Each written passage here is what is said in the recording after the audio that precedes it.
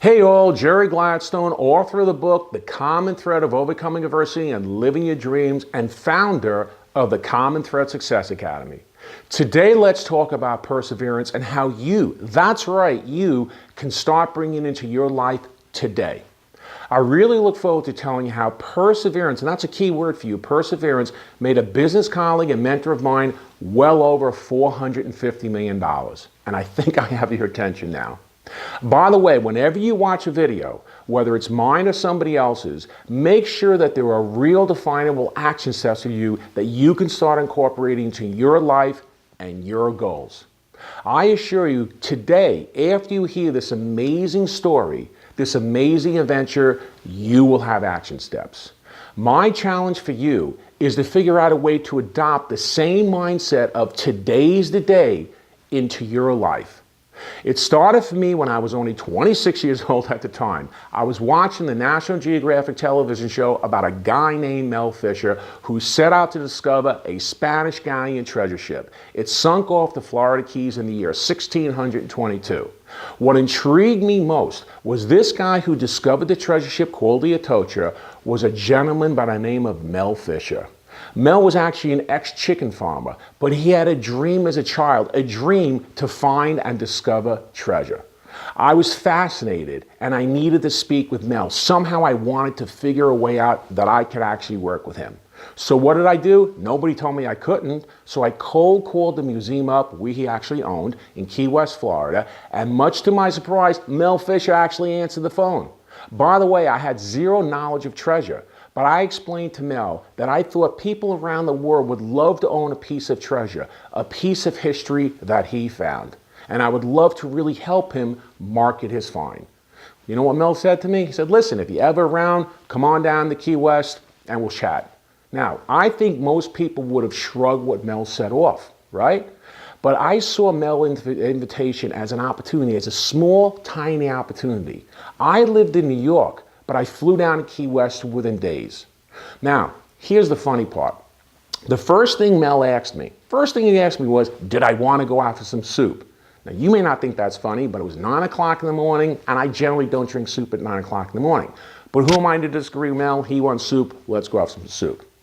Mel's definition of soup, double 151 and Coke. Needless to say, Mel and I really hit it off. We had a great time, spent the weekend together. Mel explained to me how it took 16 years to find the treasure, but his mindset was always positive, always optimistic, even when he was flat broke and Mel was flat broke. His mantra and motto was always the same. His motto was, today's the day. Mel said today's the day for 16 years. Now you talk about perseverance. Mel explained how he and his team searched through worm-eaten treasure maps in Spain to see where the ship actually went down. So what happened? More than 350 years after it sank, Mel and his crew found the Atocha. They found it, you could have found it. It was only in 55 feet of water, 35 miles off of Key West. There was so much treasure, it was known as the Bank of Spain. The find was worth more than $450 million, in today's value, over $2 billion. There were 40 tons of gold, silver, emeralds, and artifacts. You want to see a piece? Here's a silver piece of 8, an old pirate coin. I actually made it into a pendant for my lovely wife. Want to see something else really cool? How about a cannonball? This is actually a cannonball from the Atocha. Yeah. I marketed it, but I also saved a few pieces for myself, and Mel gave me some pieces. Unbelievable. You know, just like any goal, it's not always smooth sailing for you or Mel. During the exploration, Mel actually lost his son and daughter-in-law and a crew member during a terrible, terrible accident. But what did Mel keep on doing? He kept moving forward. Then after all his hard work, he brought the treasure up. Guess what happened? The state of Florida came in and claimed the treasure for themselves. They wanted the treasure. Is that unbelievable? Mel still had a great attitude, lots of lawsuits, but he eventually settled with the state of Florida where he gave 20% of his find to them. Now here's a good takeaway for you. When you see an opportunity, as small as it looks, take advantage of it. Over the weekend, Mel and I signed a deal for me to represent his personal collection of treasure that led to millions of dollars to my company. And it all started by taking the first step, by making the call. I will never forget the times going through where Mel kept all the treasure. I was literally crawling over silver and gold bars to pick out items for my clients. It was unbelievable. So your task for today is to identify something at first glance that seems impossible and make it possible.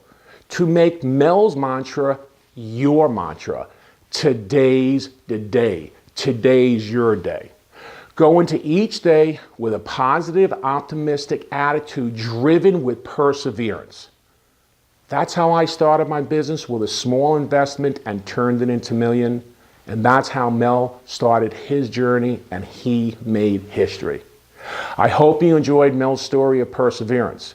Please visit my website, thecommonthreadsuccessacademy.com, and sign up for lots of free videos and lots of free success tools.